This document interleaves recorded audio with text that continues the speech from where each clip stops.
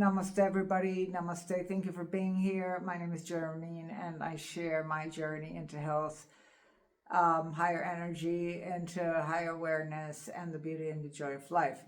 By the way, this channel has been for a while in Spanish, but I'm switching back to English. Some videos may be also in Spanish because I'm sharing with my friends and in my country, Mexico. But I'm coming back to English. I hope that's all right with everyone and no one get confused. So let's hop back into the topic. 3 days dry fasting, my testimony. It was an amazing journey. Some important mistakes I want to share with you so you don't make them if you decide to hop into dry fast. First of all, dry fast is not for everyone. You have to be a little experienced in fasting, and more than that, have a personal practice to hold you through. Because my first recommendation in whichever fast you want to do, juice, detox, water fast, whatever, is have a spiritual practice, a strength, an inner power core, an awareness, and being able to hold in the difficult moments, in the shattery moments, to your own inner light, to the source, to the divine, to that connection that hopefully you have built up with your personal meditation, breath work, etc., which I will start sharing here. My own practices, more than happily to share them with you. I hope they would serve you as well. So after all, I started off, it was just past the lunar eclipse, about 10 days ago, I think it was. Then the spring equinox jumped in the way, which I started a water fast. I did almost a 3-day water fast, and then my mind confused me. I had a difficult working day, and I said, no, I have to break the fast. It's too much. Yes, with water, I always feel, I get cold, and I feel emotionally, I have like lows, really interesting lows when I water fast. I said I'd stop it. Maybe it was a mistake, maybe not, but that was the right thing to do. And always trust yourself. And when you walk into the light in your love with your honesty, that's okay. Whatever, everything you do with love is okay. I broke the water fast with a nice healthy meal. I don't remember what it was, and that's it. And again, into my intermittent fasting, which I do every day, like about 17, 18 hours. I don't count them anymore. I usually have 2 meals a day, but you know, some exceptions. I mean, like it's 2 meals a day, but basically it's my last meal is, if in the best of scenarios, when it gets dark, that's the last time I eat. Like I wouldn't have a meal at night, late at night in the dark. Like I work with the sun, you know, so I will have my 2 meals, like my breakfast, whatever lunch breakfast would be at 11, 12-ish, and then my dinner, American standards, or Mexican, you would say your lunch, your good meal, at 5-ish, 6-ish, 6. And then I won't eat till next day, so count the hours, whatever. Been doing that for many years. And then the next day, so I broke my water fast. It was 2.5 days, sort of, 2 and almost 3, I don't remember. And then next day, I felt like doing a dry fast. I had no tea. My morning tea is so sacred. It's my part of my spiritual practices, my tea, you know, my tea and a meditation, all that. I said, no, today's dry fast. Let's see how it goes. I had this call to investigate in life, to just hop in a new investigation and explore dry fasting, which I had done before a couple of years ago, and then I haven't done in the time being. I just never did it again. When I did it way back, like 7 years ago, it was really hard for me, very rough. I did a couple of days, but it was always hard. Everything was difficult because I was working with extremes and everything was tough. It was definitely reflecting my experience with life, with myself, because everything is your own experience. At this time, it was just a jump into joy and like embracing the unknown. It was a call from the divine. To just start breathing and living on air, on prana, on sacred light. And I know, and I've been studying, and I just know from the most intimate part of me that the breath of light, the higher you can connect to that, you're plentifully nourished. So I started my first day dry fast, and I was amazed. I felt better than ever. Like I wasn't thirsty, I wasn't hungry at all. I was so good. It was top of the world. I said, this is it. This is next level living. And I was breathing even in a better, more efficient way. Like, I won't even get into the details, not now. And this is very special. That's in the material I will reserve for some time in the future. I started breathing differently, like my energy centers, chakras, open in a different way. And I'm very lucky to live in nature and live in the mountains. So I went for my usual sunset walk, prayer, and I was feeling so powerful. So next day I said, let's do the second day. Second day was tougher. I was a little like light, like a little blown, like a little weary, like a little ethereal, and then I was a little tired, but I knew I shouldn't go into the tired mode, like stay in bed or lay in the hammock all day. Of course not. I have to move that energy. By the way, I have to mention, if you haven't subscribed to my channel, please do. That will help me a lot. Help grow this channel in an organic way. So join the tribe, please, and share the material.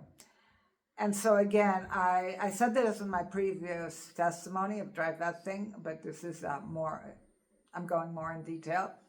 I do take showers when I dry fast. I think that's a perfect combination to have, you know, the cold water in your body. I take cold showers, and if I can, I take cold plunges, ice baths, but that's, won't put it in here. So I took my morning shower. I did, you know, my personal hygiene. That's the only way I could think of doing a dry fast. It's the right equilibrium, because as it is, it's pretty extreme, you know, no water, drinking, no nothing. But I liked like hydrating, like having a clean feeling with yourself, with your body. It's important. And so then that day, I went and I jumped into the river, cold river close by, and I went into a sauna later on. I felt amazing. I felt like super. I felt this is it. I found the miracle, the pranic flow of life. Dry fasting, you know, I was like floating on air, but I was aware I could do. I even had some appointments, personal, you know, meeting appointments of my work. And I was amazed. It was getting hard to sleep. At first, the water fast and then the dry fast, I was very much awake, still waking up at 3:30, 4-ish in the morning. But this time, my second night was almost, I couldn't sleep. I was so like excited and like so it was too much. It was so much energy. And so, well, anyways, but I was feeling like a lot was going on, and I was so grateful. Each time I was learning to breathe better.